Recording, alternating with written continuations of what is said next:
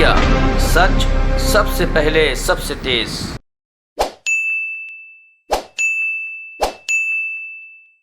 सभी पत्रकार बंधुओं को नमस्कार। उत्तर प्रदेश में आदित्यनाथ जी के राज में वंचित समाज, शोषित समाज,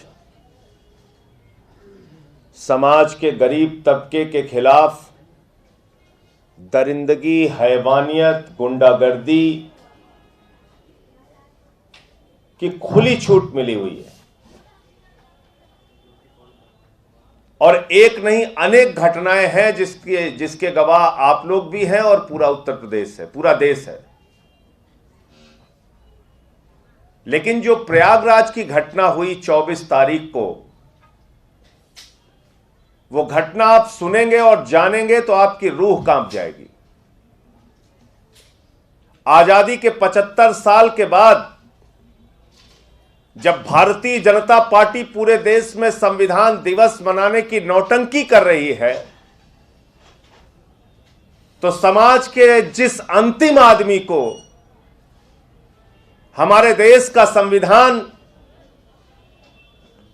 पूरे अधिकार के साथ जीने का हक देता है, उसके साथ ऐसी दरिंदगी, ऐसी हैवानियत, ऐसा वहशीपन,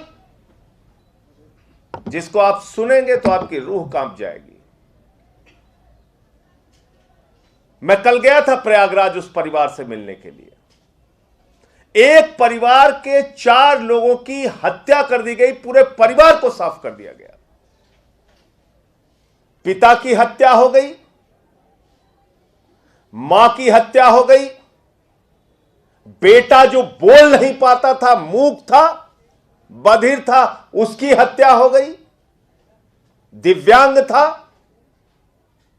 और बेटी जो नाबालिग थी उसके साथ गैंग रेप करके उसकी हत्या कर दी गई।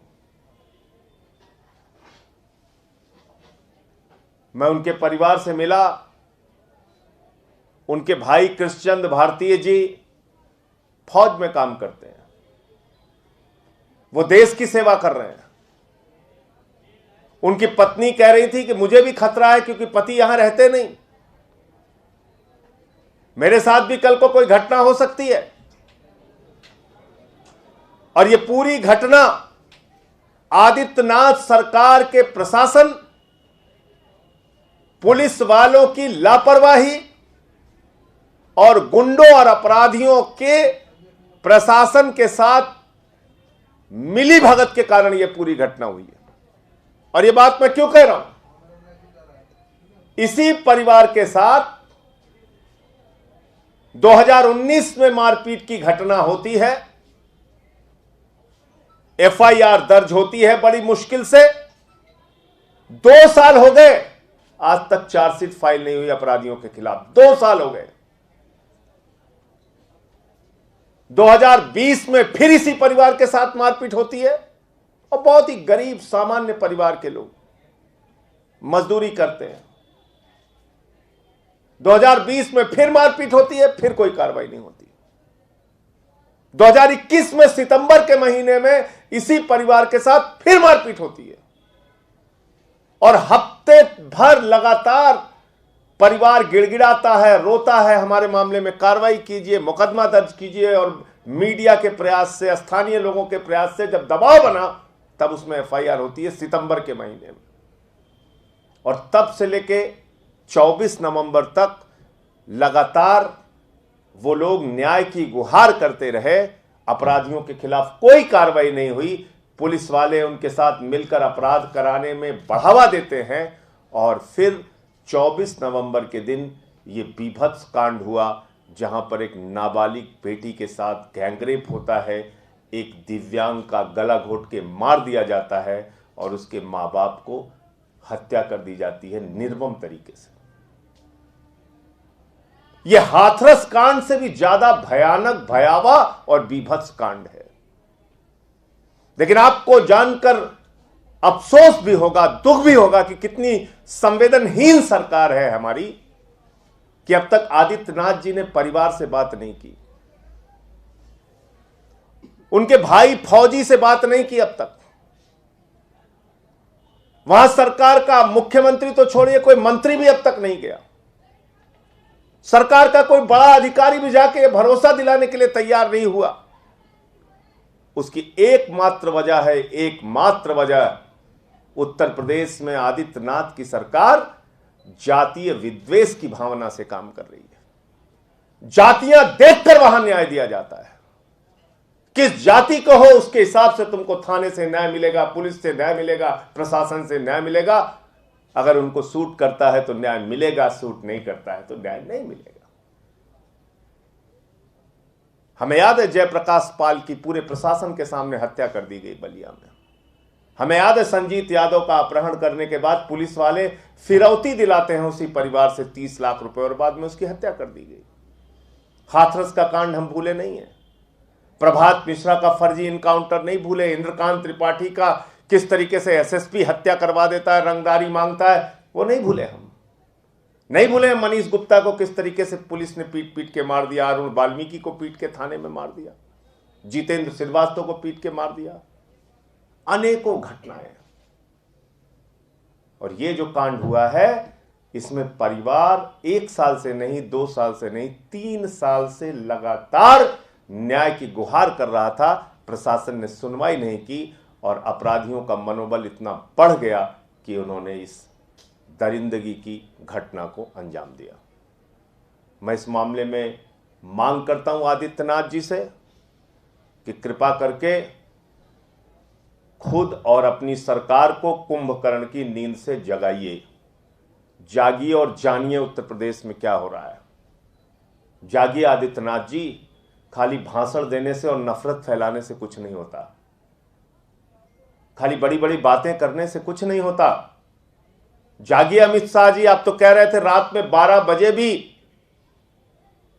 कोई 16 साल की लड़की गहने पहन के घूम सकती है।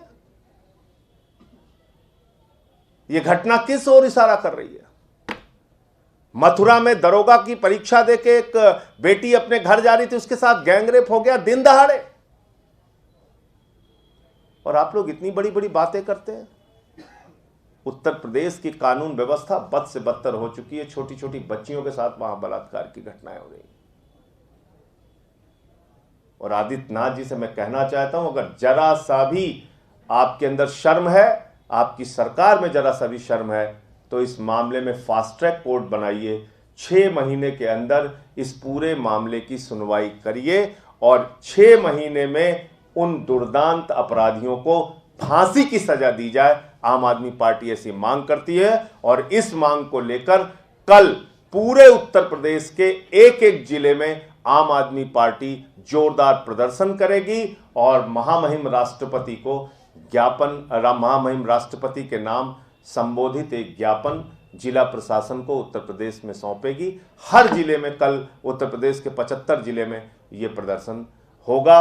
और मैंने इस पूरे प्रकरण को लेके महामहिम राष्ट्रपति जी से समय भी मांगा है और उनसे अपील की है कि वो इस प्रकरण में हस्तक्षेप करें। उत्तर प्रदेश में आज जातियां देख के न्याय दिया जा रहा है, कानून और संविधान का मजाक उड़ाया जा रहा है, लोकतंत्र की गला घोट के हत्या की जा रही है। और ये घटना जिसमें 3 साल से एक परिवार न्याय की मांग कर रहा था, ये उसी का एक जीता जागता उदाहरण है। इसलिए मैंने महामहिम राष्ट्रपति जी से समय मांगा है। जैसे ही वो हमें समय देंगे, मैंने मुलाकात की है उस परिवार से और जाकर पूरी घटना के बारे में देश के राष्ट्रपति महोदय को अवगत कराने का काम करूंगा। सर 3 साल से इनको परेशान कर रहे थे, क्या वजह थी? 3 साल से इनको मारा जा रहा था। गरीब लोग हैं और वो सब दबंग हैं, अपराधी किस्म के लोग हैं। कभी भी मारना, कभी भी पीटना, कभी मोबाइल चोरी में पकड़े जाना, वो पूरा एक छोटा मोटा गैंग ऑपरेट करते हैं। स्थानीय लोकल पुलिस के साथ उनका तालमेल है। 11 लोगों के खिलाफ ये एफआईआर हुई है। अभी उसमें से कई अभियुक्त पकड़े नहीं गए हैं। ये एफआईआर की कॉपी है। जिसमें 376D यानी कि गैंगरेप का भी मुकदमा दर्ज हुआ है इन लोगों के खिलाफ। वो नाबालिग बच्ची जिसके साथ गैंगरेप किया गया उसका भी मुकदमा दर्ज हुआ है। तो ये 11 लोग हैं जिनके खिलाफ FIR दर्ज हुई है। कुछ लोग अभी नहीं पकड़े गए हैं अभियुक्त। अभी मैं इसमें मांग करता हूं कि फास्ट ट्रैक कोर्ट बनना चाहिए और फास्ट ट्रैक कोर्ट में 6 महीने के अंदर सुनवाई करके ऐसी दरिंदगी की घटना को अंजाम देने वाले अपराधियों को फांसी की सजा मिलनी चाहिए। आपको धमकी भी मिली है? हाँ, ये बात कहते कहते अब बड़ा जैसे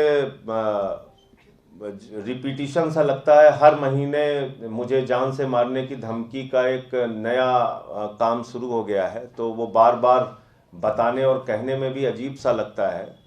और कोई भी कहता है जिंदा जला देंगे, मट्टी का तेल डाल के जला देंगे, कोई कहता है तुम्हारे घर में घुस के मार देंगे, और फिर अभी ये गोली से जान से मार देने की धमकी मिली है मुझे। लेकिन मैं बहुत साफ तौर पे भारतीय जनता पार्टी के सरकार के लोगों से कहना चाहता हूँ, मेरा किसी से कोई व्यक्तिगत झगड़ा नहीं है, किसी से जमीन का झगड़ा नहीं है, किसी से कोई व्यक्तिगत झगड़ा नहीं है। मैं भ्रष्टाचार के मामले उठाता हूं, सरकार के कार्य प्रणाली पर सवाल उठाता हूं, उनके जुर्म और अत्याचार और उनकी नफरत की राजनीति पे सवाल उठाता हूं। वो काम मैं बिल्कुल बंद करने वाला नहीं हूं। ये बात मैं आदित्यनाथ जी को भी, मोदी जी को भी, पूरी की पूरी भारतीय जनता पार्टी को, और जिसको जिसको भी मेरे भ्रष्टाचार और जुर्म के खिलाफ बोलने से प्रॉब्लम हो, उनको मैं बिल्कुल साफ गोई से सूचना देना चाहता हूं। मैं अपना काम बिल्कुल नहीं बंद करूंगा। तुम्हें जो करना है करो, गोली चलवाना है, हत्या करवाना है, रोज यही सब काम कर ही रहे हो तुम लोग, तो जो करवाना है करो, उसकी कोई चिंता की बात नहीं है। जो मुझे करना है भ्रष्टाचार, गुंडागर्दी और जुर्म के खिलाफ लड़ाई का काम, वो हम करते रहेंगे, उससे हम रुकने वाले नहीं है। कल जो पहले भी जितने भी मामले हुए उसमें मैंने FIR दर्ज कराई है, उसकी सूचना सभापति महोदय को भी दी है राज्यसभा के। और कल भी मैंने एक FIR लखनऊ के गोमती नगर थाने में दर्ज कराई है, तो उसमें 504 और 507 धारा के तहत मुकदमा दर्ज किया गया है। कार्रवाई क्या करेंगे ये उन लोगों के ऊपर है, लेकिन मैं अपना काम जारी रखूंगा। उनको जो करना है वो करने दीजिए। संजय जी, इसके ऊपर एक सवाल है कि देश की चिंता अचानक से बढ़ गई, एक नया वेरिएंट आ गया है, प्रधानमंत्री भी बैठक कर रहे हैं, संसद में भी कई बार इसकी चर्चा हो चुकी है, आप भी उसमें शामिल हुए थे। इस वेरिएंट को लेकर क्या कदम उठाने की जरूरत है? सांसद होने के नाते आप क्या करें? कल ऑल पार्टी मीटिंग है, अगर उसमें सरकार इस बारे में कुछ अपनी बात रखती है और इससे संबंधित चिंता सरकार सामने रखेगी हम लोगों के, तो निश्चित रूप से हमारे जो सुझाव हैं वो सरकार के सामने, केंद्र सरकार के सामने रखेंगे। इससे संबंधित कोई भी केस अगर हिंदुस्तान में पाया जाए तो तत्काल ऐसे क्षेत्रों को प्रतिबंधित करने, वहाँ आवागमन और बाकी जो गतिविधि है उसको रोकने की और वहाँ पर सतर्कता बरतने की पूरी कार्रवाई सरकार को करनी चाहिए। उसमें राज्य सरकार को क्या कदम उठाने की ज़रूरत है और केंद्र सरकार को क्या कदम उठाने की ज़रूरत है, इसके एक स्पष्ट दिशा निर्देश के साथ हम लोग को आगे बढ़ना होगा। क्योंकि यूरोप के देशों में भी काफ़ी हाहाकार मचा हुआ है इस वक्त, और साउथ अफ्रीका में जिस नए वेरिएंट के आने की जानकारी मिली है, तो उससे भी एक निश्चित रूप से चिंता सबको है। सीएम ने मांग की है कि जो बाहर से फ्लाइट्स आती हैं, क्योंकि पहले भी कोरोना उसी तरह से फैला था, उस पर तत्काल रोक लगाई जाए। उन्होंने प्रधानमंत्री को 15 दिसंबर, देखिए, ये हम सब लोगों को समझना चाहिए कि जब हम ये कहते हैं कि भाई ये वायरस, कोरोना वायरस सबसे पहले चीन में पाया गया और वहाँ से इसकी शुरुआत हुई, तो भारत में अपने आप तो आया नहीं। भारत में आया तो जहाज के जरिए आया, और उसमें अगर हम लोगों ने उस वक्त एक व्यवस्था की होती कि प्रॉपर क्वारंटाइन कराने की या जो फ्लाइट्स थी उसको बंद करने की, क्योंकि आप देखिए दूसरे जो देश हैं वो अपने यहाँ की फ़्लाइट्स लंबे समय तक उन्होंने बंद रखा और जब चीजें वहां सामान्य हो गई तभी उन्होंने कुछ कुछ फ्लाइट करके शुरू किया। तो अब अगर ऐसी जानकारी मिल रही है तो तत्काल कदम उठाने की जरूरत है। ऐसा ना हो कि देर हो जाए और उस वक्त हम लोग फ्लाइट्स बंद करें जब सिचुएशन कंट्रोल से बाहर हो जाए। तो इसलिए अगर ऐसी जानकारी मिल रही है तो सावधानी तो घटना दुर्घटना होने से पहले बरतनी चाहिए। तो सावधानी रखने का संकेत आपको मिल रहा है, स्पष्ट संकेत मिल रहा है, तो उस दिशा में सावधानी बरतिए। और ये जो तीसरा वेरिएंट जो अभी मिला है, इसमें तीसरी लहर की जो शुरुआत हुई है, इस वेरिएंट के बारे में ये बताया जा रहा है कि पिछले 2 वेरिएंट से ज़्यादा खतरनाक है।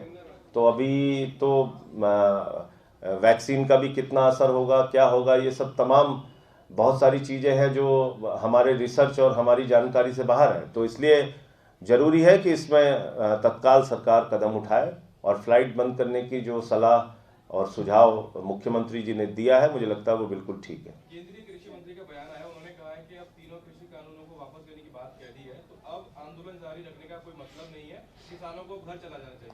नहीं तो किसान तो ये बात कह रहे हैं ना कि भाई हमें उसकी चिट्ठी मिल जाए, नोटिफिकेशन गवर्नमेंट का रद्द करने वाला जो है वो मिल जाए उनको। पार्लियामेंट के दोनों सदनों में आप पास कर दीजिए, 29 तारीख को कर लीजिए, नहीं तो 30 तारीख को कर लीजिए। आपने कहा इस महीने के अंत तक, तो उसको करके दिखाइए। भाई उनको तो एक कागज चाहिए ना, आपकी बातों का कोई भरोसा तो रह नहीं गया। देश के प्रधानमंत्री ने किसानों के बीच में, इस देश के लोगों के बीच में अपनी विश्वसनीयता खो दी है। तो इसलिए वो इस बात की प्रतीक्षा कर रहे हैं कि संसद के दोनों सदनों में ये बिल, तीनों काला कानून रद्द किया जाए, और उसका जो कागज जब उनके हाथ में पहुंच जाएगा फिर उस पर वो कोई निर्णय लेंगे। उनकी कुछ और भी मांगे जुड़ी हैं, जो मुकदमे हुए हैं वो वापस करने की मांग है, जो 750 किसान शहीद हुए हैं उनको मुआवजा देने और उनको सम्मान देने की, उनके परिवार को सम्मान देने की बात है। उसमें ये भी है कि एमएसपी की गारंटी के लिए जो एक लंबी लड़ाई उनकी वर्षों से चली आ रही है, उस पर भी उनकी मांग है कि एमएसपी की गारंटी का कानून इस देश के अंदर होना चाहिए। तो इस पर सरकार क्या करेगी, तभी कुछ फैसला हो सकता है। क्योंकि अभी तो आपने काला कानून जो वापस लिया है, ये तो उनके गले में पड़ा हुआ एक फंदा। 1 साल जब वो चुनाव का वक्त आ गया और आपकी जमानतें जब्त होने लगी अलग अलग जगहों पे, तब आपने वो फंदा निकाला है, लेकिन दिया क्या है? तो सवाल ये है संजय जी, दिल्ली सरकार ने क्या स्ट्रेटेजी होगी संसद में कृषि कानून को लेकर? क्या आप लोग और ज्यादा दबाव बनाने की कोशिश करेंगे उनकी केंद्र सरकार पर, या आपको लगता है कि ये कहा गया है कि बिल जो है वो वापस ले लिया जाएगा तो वैसा ही होगा? नहीं, वैसा ही करना पड़ेगा। अगर वैसा नहीं करेंगे तो आप जानते ही हैं कि पहले दिन से ही हम लोग तो इसके खिलाफ हैं, इस काले कानून के खिलाफ हैं। मुझे तो सस्पेंड भी किया गया था, पूरी रात मैंने धरना भी दिया था संसद परिषद में। तो आम आदमी पार्टी और अरविंद केजरीवाल जी का स्टैंड पहले दिन से साफ है, हम इस काले कानून के खिलाफ हैं। और ये बिल जब वापस लिया जाएगा उस पर हम अपनी बात रखेंगे, और एमएसपी की गारंटी का भी कानून बनना चाहिए, ये इस सत्र में मांग उठाएंगे। सर, कल हरियाणा के सीएम ने कहा है कि एमएसपी की गारंटी की जो मांग किसान कर रहे हैं वो संभव नहीं है। अगर ऐसा होगा तो सभी सरकारों पर फसलें खरीदने का दबाव बढ़ जाएगा। तो फसलें खरीदने की जिम्मेदारी है किसकी? एमएसपी घोषित क्यों किया जाता है? एमएसपी इसलिए थोड़ी घोषित किया जाता है कि आप मंडियों में किसान के अनाज को सड़ाइए। एमएसपी है ना, अगर न्यूनतम समर्थन मूल्य घोषित करने का काम सरकार का है, उसके लिए आप कह रहे हैं मंडियां बनी हैं, उसके लिए आप भाषण देते हैं बहुत जोर जोर से, ना एमएसपी खत्म हुआ था, ना है, ना होगा। जब आप ये बोलते हैं तो एमएसपी की गारंटी देने में आपको क्या प्रॉब्लम है? इसका मतलब आपके दिल में काला है, इसका मतलब आप एमएसपी नहीं देना चाहते हैं किसानों को, और मंडियां भविष्य में आप खत्म करना चाहते हैं। इस कानून पर भी देखिए ना, आप साक्षी महाराज जी कह रहे हैं ये वापस लाएंगे कानून। वो एक इनके कमल पटेल, या मैं नाम भूल रहा हूँ, कृषि मंत्री हैं मध्य प्रदेश के, वो भी कह रहे हैं कि ये वापस दोबारा तीनों काला कानून लाया जाएगा। पूर्व सेवानिवृत्त भारतीय जनता पार्टी के नेता और वर्तमान राज्यपाल हमारे कलराज मिश्रा साहब, उनका भी बयान मैं सुन रहा था कि वो कह रहे हैं कि साहब ये कानून तो वापस लाया जाएगा। तो कैसे इस सरकार के ऊपर भरोसा करेगा कोई? एमएसपी की गारंटी देने की तो बात कह रहे हैं। एमएसपी तो है ना, अगर आप एमएसपी है तो एमएसपी की गारंटी देने में आपको क्या प्रॉब्लम है? कानूनी अधिकार किसान जो मांग रहे हैं कि हमारा अनाज सरकार के द्वारा घोषित मूल्य से कम पर ना लिया जाए, इसकी गारंटी चाहिए। इसका मतलब आप कह रहे हैं कि हम तो अपना काला धंधा जो पहले चलता था वो चलाते रहेंगे, हम गारंटी नहीं दे सकते, ये सवाल है। संजय जी, दिल्ली सरकार ने जो कंस्ट्रक्शन साइट्स को बंद किया है और कहा है कि जो मजदूर हैं उन्हें 5,000 रुपए दिया जाएगा, तो जिनका रजिस्ट्रेशन नहीं हुआ है क्या वो तुरंत अपना रजिस्ट्रेशन करा के इसका लाभ ले पाएंगे या उसके लिए कोई ऑफर किया होगा? उसके बारे में सरकार की ओर से, दिल्ली सरकार की ओर से स्पष्ट दिशा निर्देश जारी किया जाएगा और उससे फिर कैसे 5,000 रुपये किस वर्ग के मजदूर को कैसे मिलना है वो स्पष्ट करेंगे।